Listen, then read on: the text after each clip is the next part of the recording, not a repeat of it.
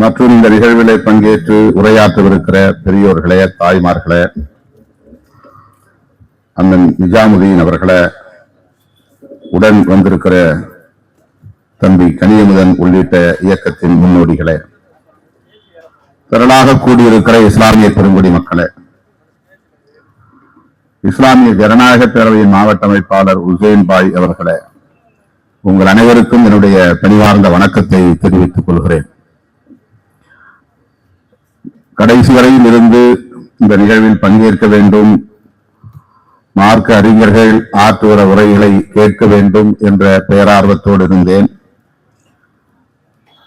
நாளை காலை சென்னை செல்வதாகத்தான் முதலில் திட்டமிட்டிருந்தோம். தவிர்க்க இயலாத நிலையில் நான் இரவே திரும்ப வேண்டிய ஒரு நெருக்கடி. ஆகவே தயவு கூர்ந்து பொறுத்துள்ள வேண்டும் என்று கேட்டுக்கொள்கிறேன். தமிழ்நாடு ஜமாத்துல் உலமா சபை மதுரை மாவட்டம்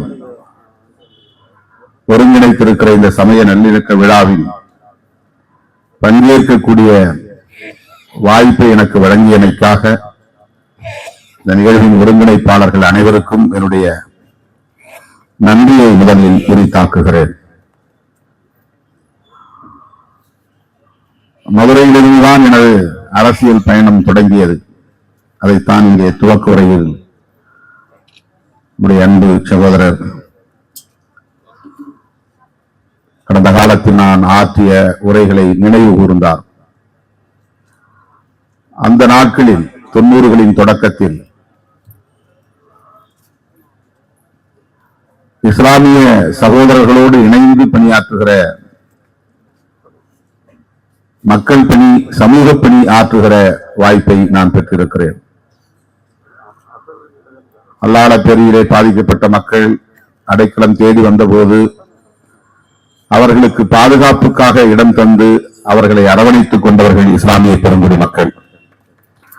மழை வெள்ளத்தால் பாதிக்கப்பட்ட போது கரும்பாலை, பிடிஆர் காலனி, கல்லாகுளம் பகுதியை சார்ந்த மக்கள் உணவுக்கு வழி இல்லாமல் அல்லல் பட்ட நேரத்தில் விடுதலை சிறுத்தைகளோடு இணைந்து அவர்களுக்கு உதவிகளை செய்தவர்கள் இஸ்லாமிய பெருங்குடி மக்கள். இப்படி சொல்லிக்கொண்டே போகலாம். ஆக ஏறத்தாழ 30 ஆண்டுகளாக நான் இந்த சமூக பணிகளுக்கான களத்தில் இஸ்லாமிய சொந்தங்களோடு இணைந்து பணியாற்றுகிற ஒரு வாய்ப்பை நான் பெற்றிருக்கிறேன்.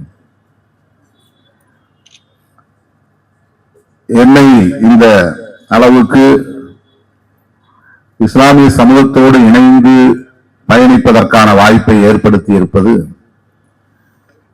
இஸ்லாமிய சமூகத்தினருடைய மேலோங்கி இருக்கிற மனித நேயம் என்றுதான் நான் நம்புகிறேன். இந்த மாந்த நேயம்தான். இன்றைய வரையில் அந்த உணர்வுதான் விடுதலை சிறுத்தைகள் கட்சிக்கும் இந்த சமூகத்திற்கும் இடையில் ஒரு பிணைப்பை ஏற்படுத்தி இருக்கிறது. அவரவர் மதம் அவரவருக்கு, அவரவர் நம்பிக்கை அவரவருக்கு என்று பிற மதங்களை மதிக்கிற மாண்பு, எந்த மதத்திற்கும் எதிராக வெறுப்பு அரசியலை விதைக்காமல் சமய நல்லிணக்கத்தை பேணுகிற மாண்பு இஸ்லாமிய சமூகத்திடம் மேலோங்கி இருப்பதை நாம் அறிவோம். இன்றைக்கு கூட இந்த சமய நல்லிணக்க விழா இஸ்லாமியர்களால் தான் நடத்தப்படுகிறது. மீலாது விழாவை வெறும் நபிகள் நாயகத்தின் பிறந்த நாள் விழா என்ற ஒரு கொண்டாட்டமாக இல்லாமல் நபிகளாரை நினைவு கூர்ந்திடும் அதே வேளையில் சமய நல்லிணக்கத்தை பேண வேண்டும் என்ற உயரிய நோக்கத்தோடு இந்த விழா ஒருங்கிணைக்கப்பட்டிருக்கிறது.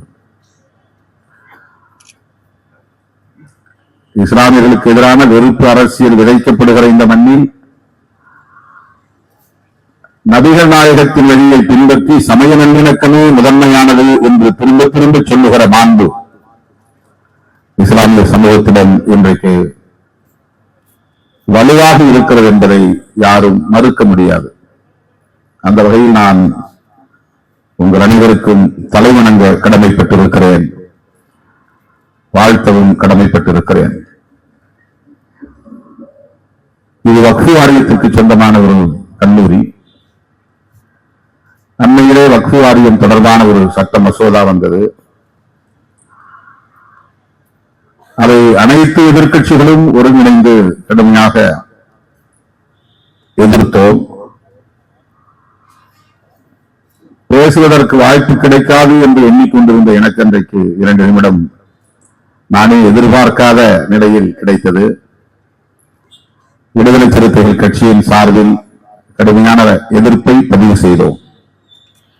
இன்றைக்கு அது ஜேபிசி என்கிற ஜாயிண்ட் பார்லிமெண்டரி கமிட்டி, 2 மாநிலங்களவை மக்களவை என்கிற 2 அவைகளையும் சார்ந்த 20க்கும் மேற்பட்ட உறுப்பினர்கள் கொண்ட குழுவுக்கு மீளாய்வுக்காக அனுப்பப்பட்டிருக்கிறது. இதற்கு முன்பு அவர்கள் எதிர்க்கட்சிகளை பொருட்படுத்த மாட்டார்கள், வெளியேற்றிவிட்டு சட்டங்களை நிறைவேற்றுவார்கள். ஆனால் காலம் அவர்களுக்கு ஒரு படிப்பினையை தந்திருக்கிறது. இப்போது அப்படி செய்ய முடியாது. எதிர்க்கட்சிகளை வலுவாக்கி வைத்திருக்கிறது. இன்றைக்கு நாடாளுமன்றத்தில் எதிர்க்கட்சிகளின் குரல் வலுவாக இருக்கிறது. ஆகவேதான் அதை ஜேபிசிக்கு அனுப்புகிற ஒரு சூழல் அமைந்திருக்கிறது. ஒரு வாரத்திற்கு முன்பு இதுதான் கடைசி நாள் வெள்ளிக்கிழமை, அது தொடர்பான மனுவை நேரில் வழங்க வேண்டும் என்ற தகவல் கிடைத்து நானும் தோழர் ரவிக்குமார் அவர்களும் விரைந்து டெல்லிக்கு சென்று அதற்கென்று அமைக்கப்பட்டிருக்கிற தலைவர் ஜெகதாம்பிகா பால் அவர்களை சந்திக்க முயற்சித்தோம். அன்றைக்கு அவர் வரவில்லை. அவருடைய அலுவலகத்திலே சென்று அதற்கென்று இருக்கிற அதிகாரிகளை பார்த்து விடுதலை சிறுத்தைகள் கட்சியின் சார்பில் ஏன் இதனை எதிர்க்கிறோம் என்கிற மனுவை வழங்கிவிட்டு வந்தோம். விடுதலை சிறுத்தைகள் கட்சி 2 உறுப்பினர்களை கொண்டிருக்கிறது என்றால் இந்த 2 உறுப்பினர்களும் இஸ்லாமியர்களுக்காகவும் போராடுகிற உறுப்பினர்கள், வாதாடுகிற உறுப்பினர்கள் என்பதை நான் மறுபடியும் பதிவு செய்வதில் மகிழ்ச்சி அடைகிறேன். நபிகள் நாயகம் உலகுக்கு எத்தனையோ பல போதனைகளை வழங்கியிருக்கிறார் மானுடம் தழைப்பதற்கு. அதிலே இன்றைக்கு விடுதலை சிறுத்தைகள் முன்னெடுத்திருக்கிற முக்கியமான ஒரு கோரிக்கை இஸ்லாம் கொள்கையோடு பொருந்துகிற கோரிக்கை, முழு மதவிலக்கு என்கிற கோரிக்கை. இது இஸ்லாம் பின்பற்றுகிற ஒரு கோட்பாடு, இஸ்லாம் வலியுறுத்துகிற ஒரு போதனை, நபிகள் நாயகம் மானுடத்திற்கு தந்திருக்கிற ஒரு போதனை. விடுதலை சிறுத்தைகள் இஸ்லாத்தை பின்பற்றி இயங்குகிறது என்பதற்கு இதுவும் ஒரு சான்று. நாங்கள் நடத்துகிற இந்த மாநாடும் ஒரு சான்று. கூட்டணியில் இருந்து கொண்டே இப்படி பேசலாமா என்று சிலர் கேட்கிறார்கள். கூட்டணியில் இருந்து கொண்டே இப்படி பேசுகிறாரே என்று பாராட்ட ஆள் இல்லை. கூட்டணியில் இருந்து கொண்டே இப்படி ஒரு கோரிக்கையை நாம் வைப்பதற்கு மக்கள் நலன்தான் காரணம், வேறு எந்த நோக்கமும் இல்லை. அதை சில பேர் அரசியலோடு பிணைத்து பார்க்கிறார்கள். ஏதோ திருமாவளவன் காய் நகர்த்தி பார்க்கிறார் என்றெல்லாம் கதை கட்டுகிறார்கள். ஆளுங்கட்சிக்கு இதில் நெருக்கடி அல்லது நெருடல் ஏற்படும் என்பது தெரியும். ஆனாலும் அதை விடவும் முக்கியமானது மக்கள் நலம், மனித வளம். இன்னொன்றையும் கேட்கிறார்கள், நீங்கள் ஏன் டெல்லி அரசுக்கு கோரிக்கை வைக்கிறீர்கள் என்கிறார்கள். ஒட்டுமொத்த இந்தியாவிலும் மதுவிலக்கு வேண்டும் என்று கேட்பது நல்லதுதான்.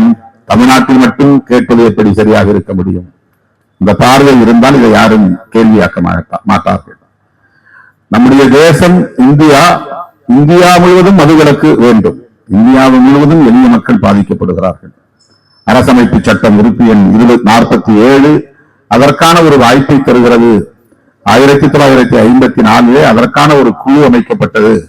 அந்த குழு ஏராளமான பரிந்துரைகளை தந்தது. 1955ஆம் ஆண்டு ஏப்ரல் 1ஆம் தேதிக்குள் இதற்கென்று ஒரு தனி சட்டம் இயற்ற வேண்டும் என்றெல்லாம் பரிந்துரைத்திருந்தது. அதை நடைமுறைப்படுத்த வேண்டும் என்று 2024 நாம் கோரிக்கை வைக்கிறோம். 55 கொடுத்த பரிந்துரையை இப்போது நினைவூட்டுகிறோம். ஆகவே இதை நாம் தேசிய பார்வையோடு தான் அணுக வேண்டியிருக்கிறது. இஸ்லாமியர்கள் பிரச்சனையாக, மதம் சார்ந்த பிரச்சனையாக இருந்தாலும் நமக்கு ஒரு தேசிய பார்வை தேவை. அதை தமிழ்நாட்டோடு சுருக்கிவிட முடியாது. சிறுபான்மையினர் எங்கே தாக்கப்பட்டாலும் அதை எதிர்த்து நாம் குரல் எழுப்ப வேண்டிய தேவை இருக்கிறது. ஆகவே மதம் சார்ந்த பிரச்சனைகளுக்கு தீர்வு காண்பதற்கு தேசிய பார்வை தேவை. சாதி சார்ந்த பிரச்சனைகளுக்கு தீர்வு காண்பதற்கு தேசிய பார்வை தேவை. அதை போல மதுவை ஒழிப்பதற்கும் ஒரு தேசிய பார்வை தேவை. இன்னும் விரிவாக பார்க்க போனால் நபிகள் நாயகம் ஒரு குறிப்பிட்ட சமூகத்திற்காக மட்டும் சொல்லவில்லை, மதத்திற்காக மட்டும் சொல்லவில்லை, ஒட்டுமொத்த மனித குலத்துக்கே சொல்லியிருக்கிறார் என்பதுதான் நாம் புரிந்து கொள்ள வேண்டியது. ஆகவே விடுதலை சிறுத்தைகள் முன்னெடுக்கக்கூடிய இந்த மது ஒழிப்பு, போதைப் பொருள் ஒழிப்பு என்கிற இந்த கருத்துக்கள் நபிகள் நாயகத்தின் போதனைகளோடு பொருந்துவதால் உங்களின் நல்லாதரவும் விடுதலை சிறுத்தைகளுக்கு தேவை என்பதை இந்த நேரத்தில் நாம் தெரிவித்து, நீண்ட நேரம் பேச ஆசை, நபிகள் நாயகத்தை பற்றியெல்லாம் மனம் திறந்து பேச ஆசை, நேரமில்லை.